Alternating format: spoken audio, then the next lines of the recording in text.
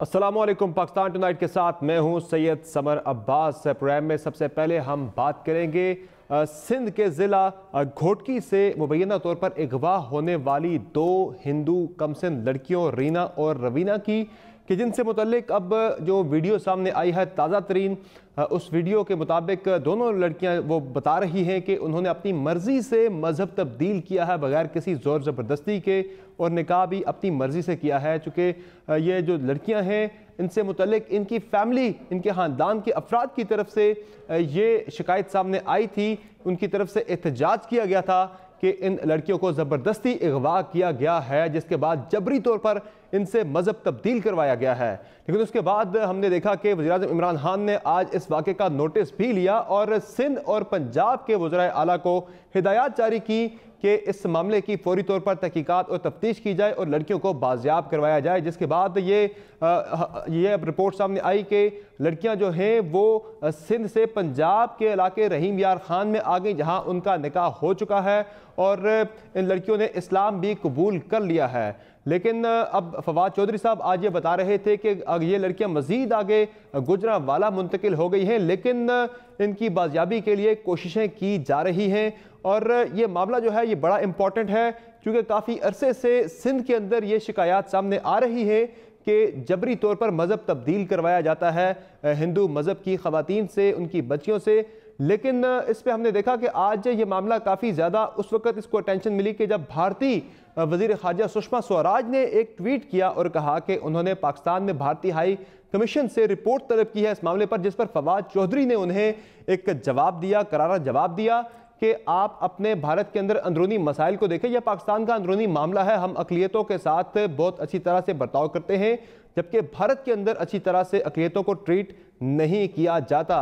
Pakistan Hindu council के सरबराह रमेश कुमार ने इस पर काफ़ी नाराज़गी का इजहार किया है। उन्होंने एक रेजोल्यूशन भी कौमी असम्बली के आइंदा इजलास के लिए कौमी असम्बली से सेक्रेटेरिएट में जमा करवाई है, कि जिसमें इस वाक़े की मजम्मत की जाएगी और साथ ही साथ जोर दिया जाएगा कि हिंदू मैरिज बिल जो है वो फौरी तौर पर मंजूर किया जाए, ताकि फोर्स कन्वर्जन्स का जो मामला है वो रोका जा सके। अब ये मामला कहाँ पहुंचा है और आगे इस पे क्या पेशरफ्त मुमकिन हो सकती है, हमारे साथ इस पर बात करके मौजूद हैं मुर्तज़ा वहाब साहब, मुशीर इत्तलात और कानून हैं सिंध के, और रमेश कुमार वकवानी साहब पाकिस्तान हिंदू कौंसिल के सरबराह शोबे हमारे साथ मौजूद हैं।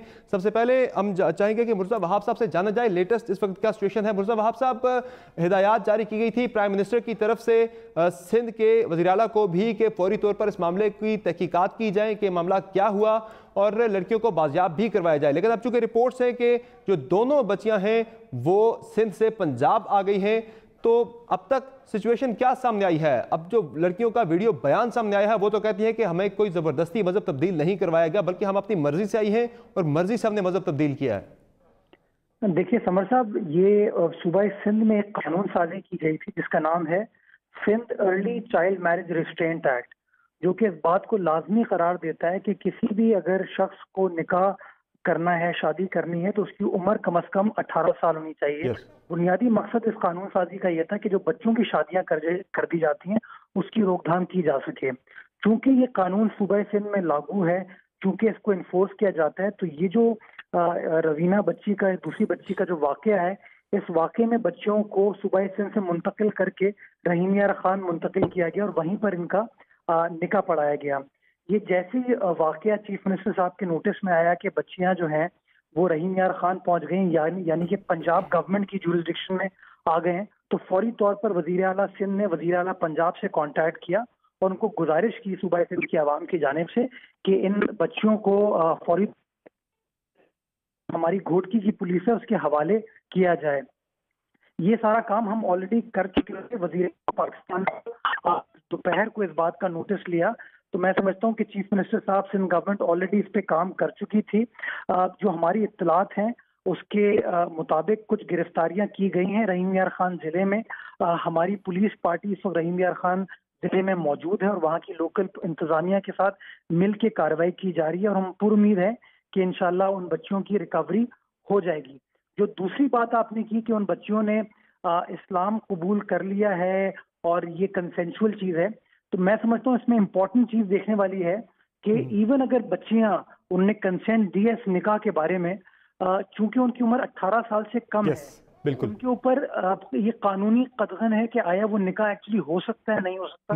تو ہم پر امید ہیں انشاءاللہ کہ کل تک اس میں کوئی ریکوری ہم میجر کر پائیں گے، اور انشاءاللہ پر امید ہے کہ ان بچوں کو واپس گھوٹکی میں ان کے ماں باپ تک ہم پہنچائیں گے.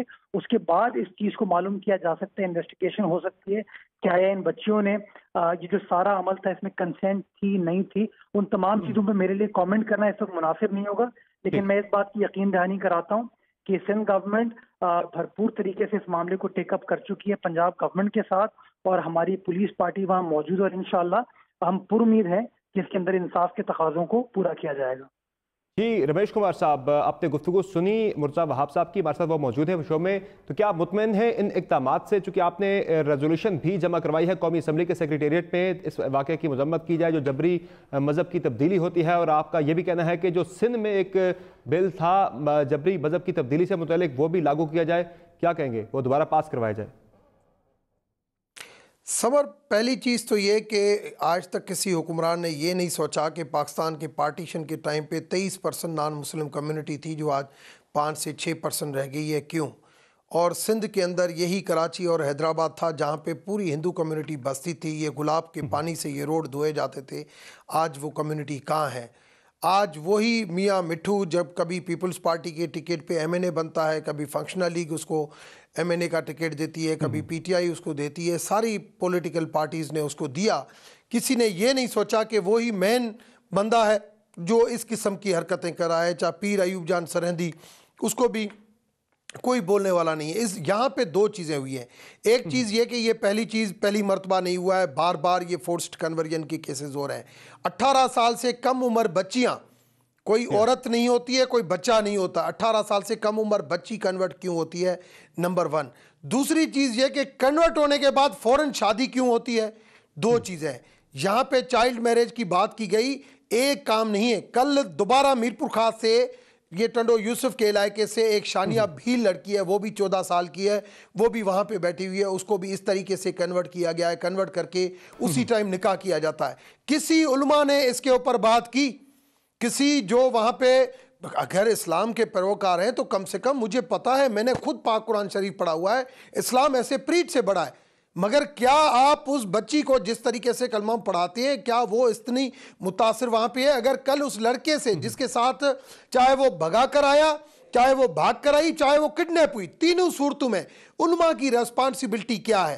کیا اس نے وہ ریسپانسبلٹی نبھائی؟ کیا آج وہ لڑکی واپس آتی ہے جتنا یہاں پہ ہوا؟ اب یہاں پہ 2 سیپریٹ ایشوز ہیں، ایک ہے فورس کنورژن کا اور دوسرا ہے کم عمری کی شادی کا. تو جو فورس کنورژن والے معاملے پہ میں چاہوں گا ذرا دونوں بچیوں کا بیان بھی سامنے آیا وہ سنا دیتے ہیں، پھر اس پہ آپ کا تبصرہ لیتے ہیں. ذرا بیان سنا دیں جی. الرحمن الرحیم. یا اللہ محمد رسول اللہ. ہم اپنی مرضی سے مسلمان ہوئے، ہم اپنی مرضی سے شادی کی، ہم نے شادی کر لی. اس سے اپنی مرضی سے آیا ہوں، اس سے کوئی زبردستی کو نہ. اس سے پہلے بھی مسلمان ہونا چاہتے تھے، ان بار ہو نہیں پائے. انہوں نے چند روز قبل جو ہے اسلام قبول کیا، اپنی مرضی سے یہ درگاہ عالیہ چونڈی شریف بدست میاں جاوید احمد صاحب کے پاس یہ پہنچے اور ان کے دستیات پر جو ہے انہوں نے اسلام کو قبول کیا. اب رمیش کمار صاحب، جو کم عمری کی شادی ہے اس مسئلے کو تھوڑی دیر کے لیے الگ رکھ کے ہم اس معاملے پہ اگر بات کریں کہ وہ بچیاں تو کہہ رہی ہیں ہم اپنی مرضی سے بغیر کسی دباؤ کے، زور زبردستی کے ہم نے قبول کیا ہے اسلام، مذہب تبدیل کیا اپنا. سمر، مائنر بچی جو ڈرائیونگ نہیں کر سکتی، جو این آئی سی کارڈ نہیں بن سکتا، جو شادی نہیں کر سکتی، وہ اپنی زندگی کا یہ فیصلہ ماں باپ کو چھوڑ کے دوسرے مذہب میں تبدیل کیسے ہو سکتی ہے؟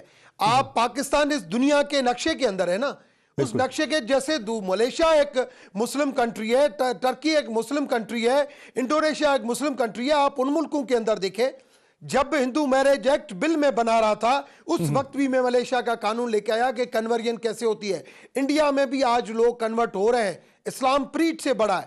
مگر کیا یہ کنورژن کا طریقہ کار ہے کہ آپ جنت کے لیے آپ لے کے آؤ کہ یہ بچی کو میں نے کنورٹ کیا، میں جنت میں چلا گیا؟ مجھے یہ بتائیں کہ یونانیمسلی پاس بل ہوا سندھ گورنمنٹ کی طرف سے، سندھ گورنمنٹ نے وہ بل پاس کیا، وہ کس کے پریشر کے اوپر، کون سے ریلیجس ایکسٹریمسٹ تھے جس پریشر کے اوپر یونانیورسلی پاس چلے مرزا وہاب صاحب سے جان لیتے ہیں وہ بل جو ہے بڑا امپورٹنٹ بل تھا اور اس کو ہم نے دیکھا بل کو واپس کیوں منگایا گیا، تو ہمیں اس کے اوپر سوچنا چاہیے. اب وقت وہ نہیں رہا، اب مرزا وہاب صاحب ابھی بہت کچھ ہو گیا. میں اس بات پہ ایگری ہوں کہ دوسرے ملک کو دوسرے ملک کے اندرونی معاملات میں مداخلت نہیں کرنی چاہیے، مگر کم سے کم ہمیں اپنی صفوں کو تو صحیح کرنا چاہیے. مرزا وہاب صاحب یہ بل جو تھا پہلے یہی دہشت گردی ہوتی تھی، میں آتا ہوں آپ کی دہشت گردی کے حساب سے جب بھی کوئی دہشت گردی ہوتی تھی ہم اس کو کنڈیم کرتے تھے، مگر آخر وہ وقت آیا دہشت گردی کے حوالے سے ہم نے اس طریقے سے نیشنل ایکشن پلان کے تحت کام کیا. آج وقت آ گیا ہے کہ یہی ریلیجس ایکسٹریمسٹ جو اس قسم کے فورسڈ کنورژن کرتے ہیں، مائنورٹی کے لیے زمین تنگ کرتے ہیں، اس کے لیے وہ قانون بنایا جائے، ساری پولیٹیکل پارٹیز مل کے ان کو بین تنظیموں کی طرح بین کیا جائے. اب آپ کی پارٹی کی ہی حکومت ہے مرکز میں، اب انیشیٹ بھی ہم دیکھتے ہیں آپ کی پارٹی کرتی ہے یا نہیں کرتی. مرزا وہاب صاحب سندھ حکومت نے 2016 میں یہ قانون پاس کیا تھا فورسڈ کنورژن کے خلاف، تو کیا وجہ ہے یہ قانون آپ نے واپس لے لیا؟ دوبارہ سے آپ نے کہا تھا کہ تھوڑی سی کریکشن کر کے دوبارہ سے ٹیبل کیا جائے گا، تو کب تک ٹیبل کرنے کا ارادہ رکھتے ہیں دوبارہ سے؟ دیکھیے سمر صاحب تھوڑا ٹائم دیجیے گا مجھے، کیونکہ یہ ہے امپورٹنٹ بڑا ایشو، اس پہ تھوڑی سی انلائٹمنٹ کی ضرورت ہے. ضرور. ڈاکٹر صاحب کو ایک گزارش کر دوں کہ ڈاکٹر صاحب پچھلے 5 سال بھی آپ الحمدللہ حکومت میں تھے، ابھی پھر آپ حکومت میں ہیں. میں سمجھتا ہوں اپنے حکومتی وسائل کو استعمال کریں، آپ فیڈرل لیول کے اوپر اس پہ کنسنسس بلڈ کرنے کی کوشش کریں کہ کس طریقے سے اس چیز کی روک تھام ہو سکتی ہے. آپ کی ماشاءاللہ جو حکومت ہے 3 صوبوں میں آپ کی سیاسی جماعت کی حکومت بھی ہے. جس میاں مٹھا کی آپ نے بات کی یہ حقیقت ہے آپ کی، لیکن یہ بھی آپ حقیقت پاکستان کی عوام کو بتائیں کہ جب ان کا تعلق پاکستان پیپلز پارٹی سے تھا، ہمارے وہ ممبر قومی اسمبلی تھے، جب ان کی انسیڈنٹس منظر عام پہ ہیں تو فوری طور پر پاکستان پیپلز پارٹی نے کارروائی کی اور اپنی پارٹی سے نکالا. لیکن افسوس کے ساتھ کہنا پڑتا ہے کہ اور لوگوں نے ان کو اپنی سیاسی جماعت میں جگہ دی کیونکہ سیاسی مقاصد تھے. اب آ جائیں آپ اس قانون کے اوپر. یہ بالکل آپ کی بات صحیح ہے کہ سندھ اسمبلی نے قانون پاس کیا تھا 2016 میں، لیکن اس کے بعد گورنر صاحب نے، جو گورنر سندھ تھے، ان کا ایک آئینی اختیار ہے کہ کسی بھی قانون کے اوپر وہ کوئی آبجیکشن لگا سکتے ہیں جب وہ سمجھتے ہیں کہ قانون نہیں آپ کی ایڈوائز نہیں. ڈاکٹر صاحب دیکھیں میں غلط بیانی کبھی بھی نہیں کرتا، آپ جا کے وہ ڈاکیومنٹ دیکھ لیجئے گا، ہماری ایڈوائس نہیں تھی. نہیں آپ کی ایڈوائس کے اوپر دیکھیں، آپ کی ایڈوائس کے اوپر آصف زرداری صاحب کو فون آیا جماعت اسلامی والوں کا، ہم پروٹیسٹ کرتے ہیں، پھر واپس آیا بل.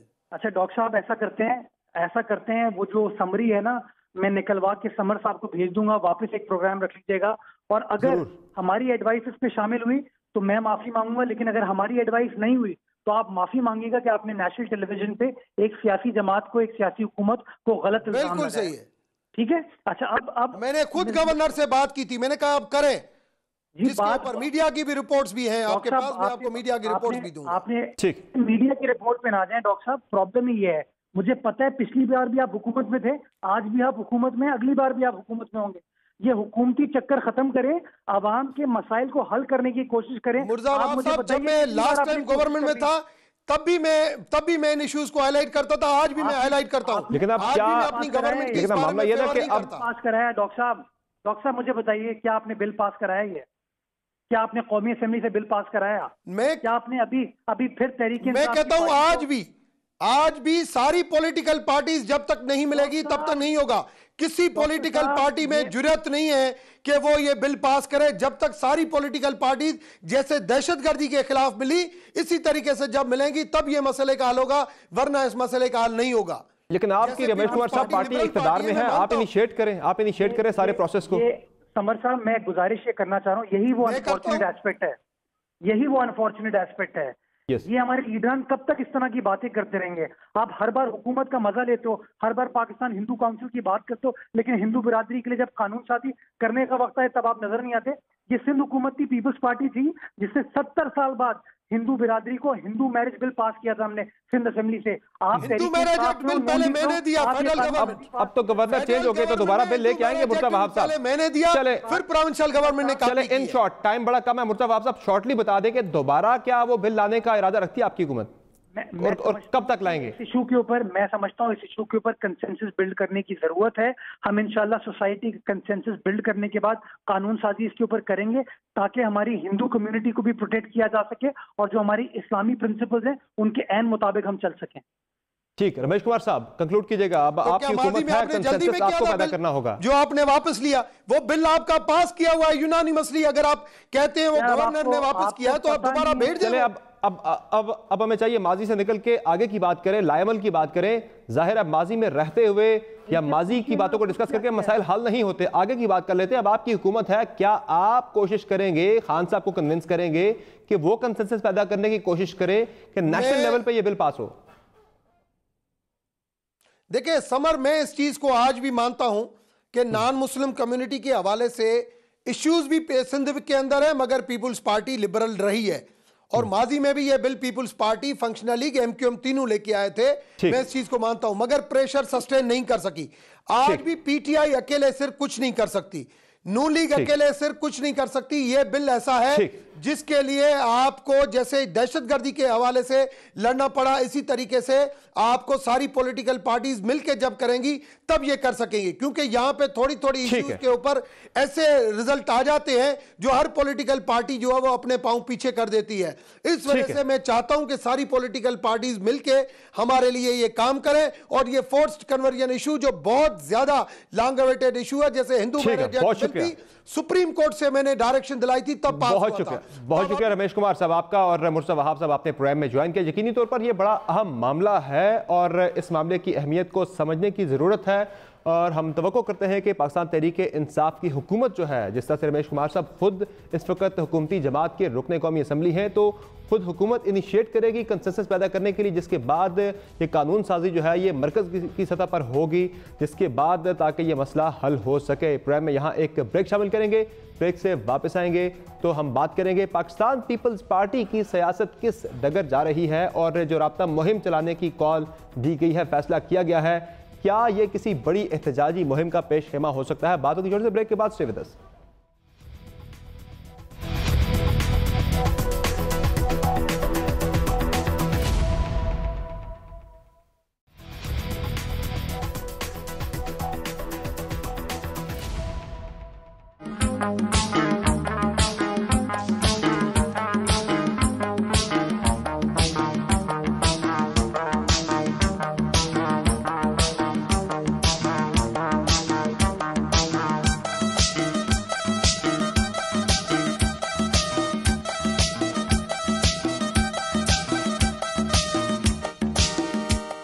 Welcome back to the show. اور اب بات ہو جائے پاکستان پیپلز پارٹی کی سیاست کی، کہ جس کے چیئرمین بلاول بھٹو زرداری 26 تاریخ یعنی منگل کے روز کراچی سے لاڑکانہ ٹرین پر آ رہے ہیں، جسے ٹرین مارچ کا نام بھی دیا جا رہا ہے. پیپلز پارٹی کا تو یہ کہنا ہے کہ فلائٹس بند ہیں، اس وجہ سے وہ بائی ٹرین آ رہے ہیں. لیکن نثار کھوڑو صاحب جو کہ پاکستان پیپلز پارٹی سندھ کے صدر ہیں، گزشتہ روز انہوں نے کہا کہ بلاول بھٹو زرداری راولپنڈی تک ٹرین مارچ بھی آنے والے دنوں میں کر سکتے ہیں، تاکہ پیپلز پارٹی کے کارکنان کو متحرک کیا جا سکے، اور آنے والے دنوں میں اگر کوئی تحریک چلانا پڑتی ہے تو کارکنان پہلے سے متحرک ہوں. آخر کیوں بلاول بھٹو زرداری کو اس موقع پر ٹرین مارچ کرنے کا خیال آ رہا ہے؟ کیا یہ جو ان کے قیادت کے خلاف اس وقت کیسز چل رہے ہیں، کیونکہ ان کیسز کے آنے والے دنوں میں منطقی انجام تک پہنچنے کا امکان موجود ہے، تو کیا کسی ممکنہ گرفتاری سے پہلے کوئی پریشر سچویشن کریٹ کرنے کی کوشش کی جا رہی ہے پیپلز پارٹی کی طرف سے؟ اس پر ہم تجزیہ شامل کریں گے پروگرام میں. محمد مالک صاحب، senior anchor person Hum News کا. مالک صاحب بہت شکریہ آپ نے جوائن کیا. Peoples Party what is up to Bilawal Bhutto Zardari جو ہیں وہ 26 تاریخ کو آ رہے ہیں ٹرین سے کراچی سے لاڑکانہ، اور کہا تو جا رہا ہے کہ بھائی فضائی جو کہ وہ بند ہے تو وہ نہیں آ سکتے، تو وہ ٹرین سے آ رہے ہیں. لیکن کہا یہ جا رہا ہے کہ یہ ٹرین مارچ کا ایک پہلا اس کا حصہ ہے، جس کے بعد وہ راولپنڈی تک ٹرین مارچ بھی کر سکتے ہیں. سمر ابھی تک ہم اس پہ 2-3 سرکاری بیان دیکھ چکے ہیں. جب یہ اناؤنس ہوئی تو بتایا گیا کہ جی یہ ایک احتجاجی مارچ ہے. یس. پھر آپ کے پروگرام میں کل نفیسہ شاہ صاحبہ آئی ہوئی تھیں، کل انہوں نے کہا کہ نہیں یہ تو ایک کانٹیکٹ مہم ہے، ورکرز چاہتے تھے، اور لانگ ڈیو تھی بالکل، کیونکہ فرسٹ ویک آف اپریل میں گڑی خدا بخش پہ ہر سال جانا ہوتا ہے، تو اس کے لیے اس کے ساتھ ٹائمنگ ہو گئی ہے. لیکن ہمیں سب کو پتہ ہے کیا ہے، یہ ایک پریشر ٹیکٹک ہے، اور سندھ ان کی اپنا ایریا ہے، ان کی ہوم گراؤنڈ ہے، وہاں پہ ان کو پتہ ہے ایڈمنسٹریٹو سپورٹ بھی ہوگی، کراؤڈز بھی ہوں گے، تو آپ تھوڑا سا ذرا لگتا ہے کہ آپ ایک زیادہ بڑے جلوس دکھا سکتے ہیں، زیادہ بڑی گیدرنگ دکھا سکتے ہیں. لیکن یہ اگر کوئی یہ سمجھتا ہے کہ اس سے بہت بڑا کوئی پریشر بن جائے گا جو پروسیڈنگز چل رہی ہیں ایف آئی اے کی، جو یہ کیسز چل رہے ہیں، تو میرا خیال ہے کہ بھی پریمیچور ہے. اور بلکہ شاید بلاول صاحب اپنا بہت زیادہ پولیٹیکل کلیٹرل بھی داؤ پہ لگا رہے ہیں. وہ ابھی تک ایک کلین فیس تھے پیپلز پارٹی کا, ان پہ ذاتی طور پہ الزامات نہیں تھے, اگرچہ اس اکاؤنٹس میں بات ہوئی جب انہوں نے کہا کہ جی میں تو 1 سال کا تھا تو میرے پہ کمپنی کی بات ہوگی. بات یہ کہ جب آپ 1 سال کے تھے بھلے کمپنی بنی ہوگی, لیکن جب آپ اب جوان ہو چکے ہیں تو آپ ان فنڈز کو استعمال کرتے ہیں, آپ کو جواب تو دینا پڑے گا. سو آئی تھنک یہ ایک پریشر ٹیکٹک ہے, لیکن میرا خیال ہے کہ اس سے کوئی اتنا فرق نہیں پڑے گا. کل آپ نے اپنے پرائم میں خبر بھی دی تھی کہ آنے والے دنوں میں اپریل میں یا مئی میں آصف زرداری صاحب کی گرفتاری کا امکان موجود ہے. تو کیا پیپلز پارٹی کوئی اس طرح کا پریشر ڈال سکے گی, کوئی جس طرح آپ نے کہا کہ پریشر ٹیکٹکس آپ نے بات کی, وہ جو موومنٹ ہم دیکھ رہے ہیں کہ نون لیگ کے دور میں جب نواز شریف گرفتار ہوئے تھے تو نون لیگ ایک ماحول نہیں بنا سکی تھی, تو پیپلز پارٹی آپ کو لگتا ہے کہ ماحول بنانے میں کامیاب ہو جائے گی؟ I don't think so. دیکھیے میری ایک بہت ہی سینئر نیب کے ایک بڑے ہی رسپانسبل فنکشنری سے بات ہو رہی تھی, تو انہوں نے مجھے کہا کہ میں نے پوچھا کیا ہو رہا ہے, ہم اکتوبر سے سن رہے ہیں, ہوتا ہے نہیں ہوتا ہے, کوئی ڈرامہ چل رہا ہے, کچھ ہو رہا ہے نہیں ہو رہا. انہوں نے کہا جی بہت زیادہ لائکلی ہوڈ ہے کہ اپریل کے آخری ہفتے میں یا شاید مئی کے 1 یا 2 ویک تک گرفتاری لائکلی ہے. بلکہ انہوں نے انٹرسٹنگ بات میں آپ کے پروگرام میں بتاتا ہوں, انہوں نے یہ بھی کہا کہ بلاول کی گرفتاری کا کوئی امکان نہیں ہے, اور اگر ہوا تو شاید پہلے زرداری صاحب کو ہو, پھر اس کے بعد فریال صاحبہ کا بھی پاسبلٹی ہے. بہرحال we'll see how it goes.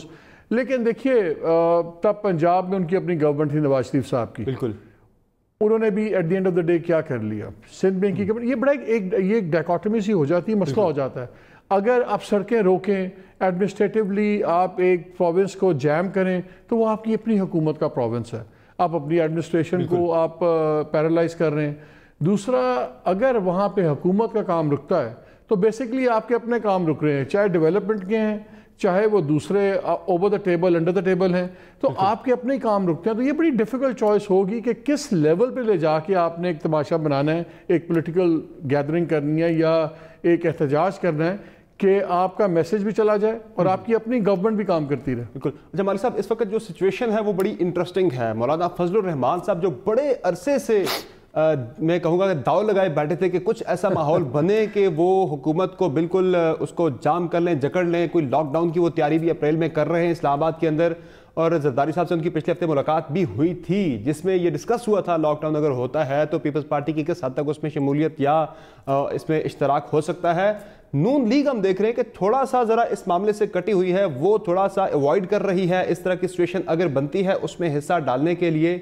کیا لگتا ہے نون لیگ حصہ بنے گی؟ چونکہ مسائل تو ان کے بھی بہت زیادہ ہیں, وہ بھی کافی عرصے سے تنگ ہیں سارے سسٹم سے. جو احتساب کا عمل بالخصوص چل رہا ہے, میاں نواز شریف اندر ہیں. حصہ کس چیز کا؟ اس احتجاجی مہم اگر کوئی بنتا ہے ایسا ماحول. نہیں, ابھی دیکھیے ان کا تو ابھی they will have to wait for پوسٹرنگ ہوتی ہے, پوسٹرنگ پیپلز پارٹی کر رہی ہے, وہ تو ابھی بیل کا ویٹ کر رہے ہیں. دیکھیے مولانا صاحب بالکل irrelevant ہوئے ہیں قومی سیاست میں, پروونشل پالیٹکس میں. شاید اب وہ دیکھ رہے ہیں کہ اگر نیشنل ایکشن پلان ہو رہا ہے اور ایکسٹریم رائٹ کی اگر کوئی پارٹیز یا گروپس کی جگہ تنگ ہوتی ہے تو دیکھیے یہ وہ جگہ ہے جہاں سے ان مذہبی پارٹیوں سے انہی گروپوں نے چھینی تھی. تو مجھے ان کی ایکٹیو ہونا نظر آتا ہے, کیونکہ وہ چاہے وہ کوشش کریں گے کہ وہی لاسٹ گراؤنڈ اپنا ریکلیم کرنے کا, کہ جو جگہ ان سے سیاسی اور فزیکل سپیس گئی ہے, سیاسی سپیس کو ہم واپس لیں. تو ایک تو یہ ان کی ایکٹیویٹی نظر آتی ہے. دوسری ان کا صرف ریلیونس ہے اگر کوئی ایجیٹیشنل پالیٹکس ہوتی ہے. اب اگر ان کو نظر آ رہا ہے کہ مجبوراً شاید پیپلز پارٹی ایجیٹیشن کی طرف جائے, الٹیمیٹلی میاں صاحب سے انہوں نے کوشش کی تھی اگر یہ جائیں الٹیمیٹلی, تو ان کے ساتھ جڑ کے, جس کو کہتے ہیں نا ٹرین کے ڈبے کے ساتھ آپ گارڈ کا ڈبہ باندھ لیتے ہیں, تو وہ آپ ٹرین کے ڈبے کے ساتھ ڈبہ لگانے کے چکر میں اب ان کو سمجھ نہیں آ رہی کون سی ٹرین پہلے چلے گی. لیکن آئی تھنک یہاں پہ پیپلز پارٹی انتظار کر رہی ہے گرفتاری ہوتی ہے یا نہیں ہوتی, خوف ہے. انہوں نے پری ریسٹ بیلز کروائی ہوئی ہیں, لیکن اوبویسلی ان کو سیریس خطرہ ہے کہ اریسٹ کا. میاں صاحب انتظار کر رہے ہیں ابھی بیل کا کیا فیصلہ ہوتا ہے سپریم کورٹ سے. سو دونوں پولیٹیکل پارٹیز کی ویٹ اینڈ واچ پالیسی ہے, اور وہ انتظار کر رہے ہیں کہ سیکنڈ فیز میں جانے سے پہلے پتہ لگ جائے کہ, بیکاز دیکھیں سچویشن انٹرسٹنگ تب بنتی ہے کہ میاں صاحب باہر آ نہ سکیں اور زرداری صاحب ابھی اندر چلے جائیں. بالکل. Then it becomes a new equation. پھر ان کی بہت کامنالٹیز ہوں گی. یہ تو ایک آئیڈیل سچویشن ہوگی بالخصوص سے عمران خان کے لیے, عمران خان صاحب کے لیے بھی. اور پیپلز پارٹی کی اگر ہم بات کریں, مالک صاحب بڑے عرصے سے یہ پارٹی سے متعلق کہا جاتا ہے کہ یہ انحطاط کا شکار ہے سیاسی طور پر. اب پیپلز پارٹی کو تھوڑا سا ایک ظاہر ہے ورکرز کو, اگر اپنے کارکنان کو وہ موٹیویٹ کرتے ہیں, ان کو ذرا دوبارہ سے جس طرح وہ چلا رہے عوامی رابطہ مہم بھی کارکنان کو متحرک کرنے کے لیے, تو لگ رہا ہے کہ مردہ گھوڑے میں جان آنے کے لیے یہ اپرچونٹی بھی ہو سکتی ہے؟ سمجھ اگر تو انہوں نے پبلک ایشوز پہ اٹھائی ہوتی بات پہلے تو سمجھ آتی تھی مہنگائی بہت ہو رہی ہے. ویسے مہنگائی کی بات بھی کر رہے ہیں کہ ہم مہنگائی آن دی پریٹیکس وہ مہنگائی کی بات کر رہے ہیں. وہ آپ کو بھی اور مجھے بھی آفٹر تھاٹ لگ رہا ہے کہ آپ لوگوں کی بات تو کریں نا. وہ ابھی شام کو پریس کانفرنس ہوئی انفارمیشن منسٹر ان کی فواد چودھری کی, تو انہوں نے کہا کہ جی وہ اب ابو بچاؤ مہم پہ نکل پڑے. اب اس طرح کے الفاظ چلیں گے, یہ ٹانٹس ہوں گی, سب کچھ ہوگا, لیکن یہ سب کو پتہ ہے کہ اس وقت جو سی وہ کیمپین لیڈ کر رہے ہیں, وہ بات کر رہے ہیں جس میں وہ فوج کو بھی ٹیک آن کر لیا انہوں نے سپریم کورٹ کو بھی ٹیک آن کر لیا بلاول نے, اور انہوں نے نیب کو تو خیر کر ہی رہے ہیں جو کر رہے ہیں. لیکن یہ جو اتنے 3 اداروں کو آپ ٹھک کے, خاص طور پہ فوج اور سپریم کورٹ کو آپ پڑھ گئے ہیں, یہ آپ عام لوگوں کے لیے نہیں پڑھ رہے, اور عام لوگ اتنے بھی بیوقوف نہیں ہیں. یہ کوئی بجلی کے اوپر نہیں پڑھ رہے, آپ گیس کے اوپر نہیں پڑھ رہے. ایک انہوں نے یہاں تک کہہ دیا کہ جی سپریم کورٹ نے اس وقت سو موٹو لے لیا الیکشنز کو انفلوئنس کرنے کے لیے. پھر انہوں نے کہا کہ یہ کٹپٹی حکومت ہے, ہمیں پتہ کون کر رہا ہے, کیا کر رہا ہے, کدھر سے لے رہے ہیں. تو یہ جو ساری چیزیں یہ کوئی عوام رابطہ مہم کے ایشوز نہیں ہیں, یہ کلیئرلی اپنی فیملی کے ایشوز ہیں. میرا خیال ہے کہ اگر بلاول کی پہلی میسو پبلک انگیجمنٹس اپنی فیملی کرپشن کے بجائے پبلک ایشوز پہ ہوتی تو ان کا سیاسی قد بڑھتا. میرا خیال ہے کہ کیونکہ وہ واحد نیوٹرل فیس تھے پیپلز پارٹی پہ جن پہ ڈائریکٹ کرپشن کے الزام نہیں تھے, تو آئی تھنک انہوں نے شاید اس کا ان کو ذاتی طور پہ نقصان ہو, والد صاحب کو فائدہ ہوتا ہے یا نہیں ہوتا وہ تو وقت بتائے گا, لیکن میرا خیال ہے ذاتی طور پہ ان کو نقصان ہوگا. بہت شکریہ مالک صاحب, آپ نے پروگرام میں جوائن کیا. یقیناً پاکستان پیپلز پارٹی کے لیے ایک اپرچونٹی بھی ہو سکتی ہے, لیکن اگر وہ عوامی ایشوز پر سیاست کرے, ان کو لے کر آگے بڑھے, تو پھر شاید عوام میں اس کیمپین کو پذیرائی مل سکتی ہے, اس احتجاجی مہم کو پذیرائی مل سکتی ہے. لیکن اگر عوام میں یہ شعور موجود ہو کہ یہ صرف کیسز جو قیادت کے خلاف, زرداری صاحب کے خلاف اس وقت چل رہے ہیں, اس سے بچنے کے لیے یا دباؤ ڈالنے کے لیے سارا کچھ ہو رہا ہے, تو شاید عوام میں اتنی زیادہ پذیرائی اس مہم کو نہ مل سکے. یہاں پروگرام میں ایک بریک شامل کریں گے, بریک کے بعد بڑھیں گے اگلے سیگمنٹ کی جانب. ہمارے ساتھ رہیے گا.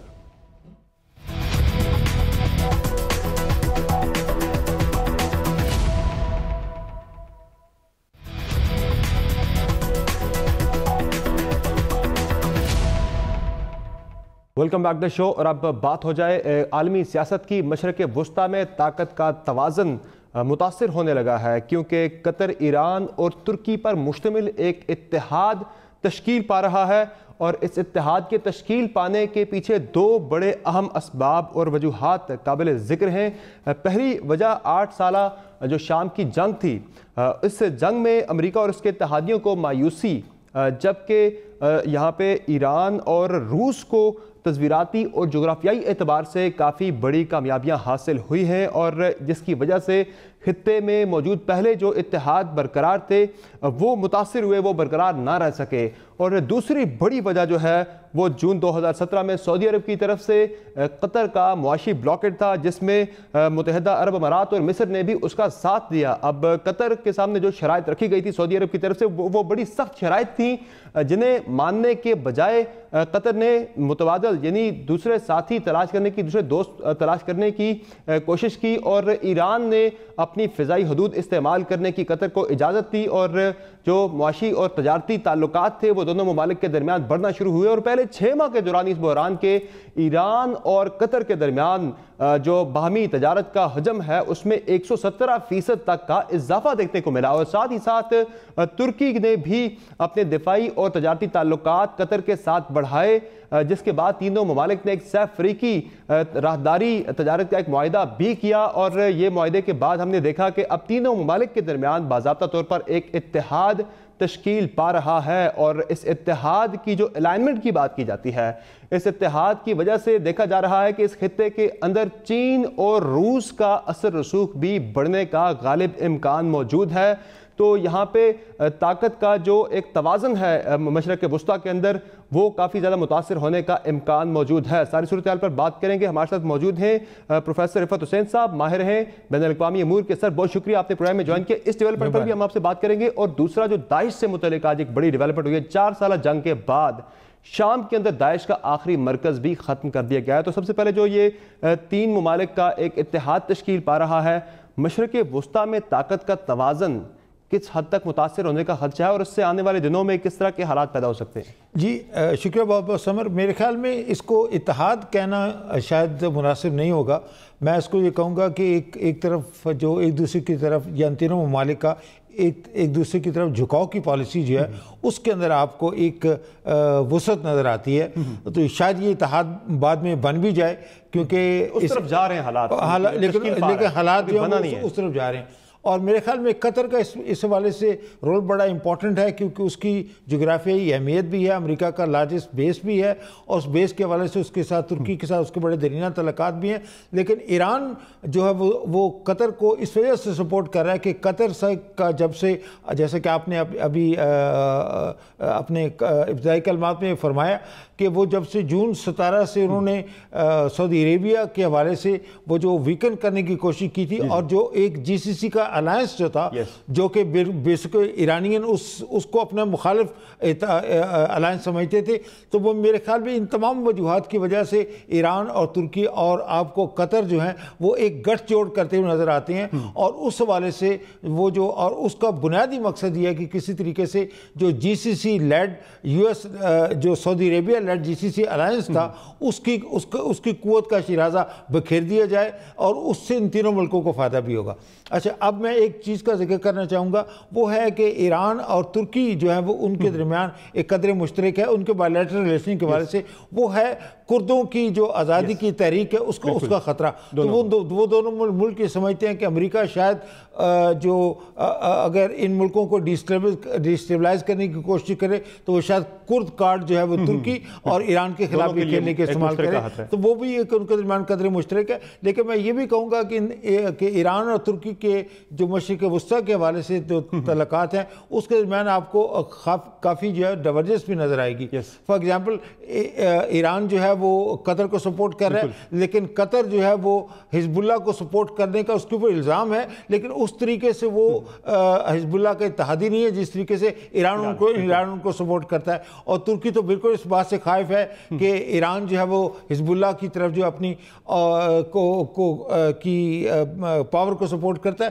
اور پھر ایک جو میرے خیال میں کافی جو امپورٹنٹ فیکٹر ہے وہ ہے جو السیسی کا جو وہاں پہ ان کا جب سے وہ پاور میں آئے ہیں، تو وہ آپ کو یاد ہوگا کہ اس زمانے میں ترکی اور وہ جو ایران جو ہیں اور کسی حد تک میں کہوں گا کہ قطر بھی وہ السیسی کے مخالف جو مورسی کی جو قوت تھی اس کو سپورٹ کرتے تھے. تو ان کا خیال یہ ہے کہ یہ جو سعودی عربیہ، ایجپٹ اور یہ جو گلف کنٹریز ہیں یہ مل کے کوششیں کر رہے ہیں کہ کسی طریقے سے ان تینوں ممالک کو اکٹھا نہ ہونے دیے جائے. تو اس کے ریئیکشن میں وہ پالیسی پرسو کر رہے ہیں جس کو آپ اتحاد کی شکل میں آپ کو نظر آتی ہے. اب اس میں ایک چیز اور بھی بڑی واضح ہوئی ہے، اس جو اتحاد تشکیل پا رہا ہے اس سے تینوں ممالک کے درمیان ہم نے دیکھا ہے کہ نظریاتی اعتبار سے بہت زیادہ تضاد پایا جاتا ہے، نظریات ان کے مشترک نہیں ہیں.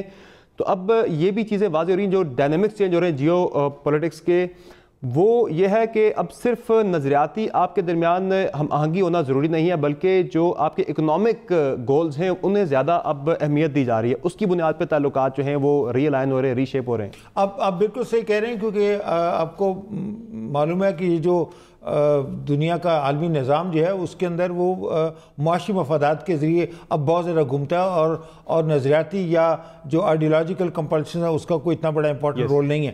لیکن یہ کہنے کے باوجود بھی میرے خیال میں ایک پرنسپل سٹینڈس ہے ان تینوں ممالک کا کہ جو قطر کی جو علاقائی سالمیت ہے، ان کی جو اکنامی، ان کی ایک معاشی قوت ہے، اور وہ قطر آف آل دی، میں یہ کہوں گا کہ Persian Gulf states is the more progressive and more liberal states. اس کی بنیادی وجہ الجزیرہ کا جو نیٹ ورک ہے اس کا وہاں سے آپریٹ کرنا، اور ان کا اور آپ کو یاد ہوگا کہ یہی ایک وجہ تھی جب سعودی عرب کے ساتھ بھی ان کے تعلقات خراب ہوئے تھے، اور اس کی وجہ سے ان کے one of the condition that Saudi Arabia has put it before them کہ آپ الجزیرہ کو بند کریں. تو وہ میرے خیال میں یہ میرا الجزیرہ جو ہے وہ ایک عرب اسٹیٹ کی آواز اپنے آپ کو سمجھتا ہے، اور اس سے کافی یہ جو کنزرویٹو مونارکیز ہیں وہ خائف ہیں. اچھا، اس سے خطے پہ اثرات کیا پڑیں گے؟ اور ساتھ ساتھ دوسرا جو داعش کی ہم بات کر رہے تھے کہ داعش کا جو معاملہ ہے وہ بھی بڑا امپورٹنٹ ایشو ہے کہ شام کے اندر جو ہے داعش کا آخری جو مرکز تھا اس پر بھی کنٹرول حاصل کر لیا گیا ہے، یعنی کہ زمینی طور پر اگر دیکھا جائے زمینی اعتبار سے تو فزیکلی ان کی پریزنس ختم کر دی گئی ہے. جی دیکھیں، میرے خیال میں داعش ایز این آئیڈیا اور ایز این آئیڈیالوجی وہ کسی حد تک وہ قائم رہے گا، لیکن داعش کا جو مصر جو شام کے سے اس کی جو زمینی جو ان کی پاور ہے اس کا کلا کما کر دیا گیا۔ بہت شکریہ پروفیسر رفعت حسین صاحب، آپ نے اتنا قیمتی وقت دیا۔ یقینی طور پر یہ ایک بہت بڑی ڈیولپمنٹ ہے کہ شام کے اندر داعش کی خلافت کا آخری جو علاقہ تھا، مرکز تھا، اس کا کنٹرول شامی فورسز نے سنبھال لیا ہے، اور اب آن گراؤنڈ جو فزیکل پریزنس تھی داعش کی وہ شام کے اندر سے تو ختم ہو گئی ہے، لیکن دنیا کے لیے پھر بھی داعش ایک بڑے خطرے کے طور پر موجود ہے۔ اور جہاں تک تعلق ہے ترکی، قطر اور ایران کے اتحاد کی، تو اس اتحاد میں پاکستان کے لیے بھی بہت زیادہ محتاط رہنے کے لیے پاکستان کو ضرورت ہوگی، چونکہ پاکستان یہ فیصلہ کر چکا ہے کہ مشرق وسطیٰ کے اندر جتنے بھی تنازعات ہیں اس میں پاکستان ایک نیوٹرل رول پلے کرے گا، تو پاکستان کو کافی محتاط ہو کر چلنا پڑے گا، چونکہ پاکستان کے ایک طرف جہاں ترکی اور قطر کے ساتھ بہت اچھے تعلقات ہیں، تو دوسری طرف سعودی عرب کے ساتھ بھی پاکستان کے بہت اچھے تعلقات ہیں، UAE کے ساتھ پاکستان کے بہت اچھے اور دوستانہ تعلقات ہیں، تو پاکستان کو سارے تنازع میں نیوٹرل رول پلے کرنا ہوگا اور کافی محتاط ہو کر فیصلے کرنا ہوں گے، تاکہ جو کسی بھی دوست ملک کو اس میں ناراض کرنا پاکستان افورڈ نہیں کر سکتا۔ آج کے شو میں اتنا ہی، فیڈ بیک ضرور دیجیے گا، اجازت دیجیے، اللہ حافظ۔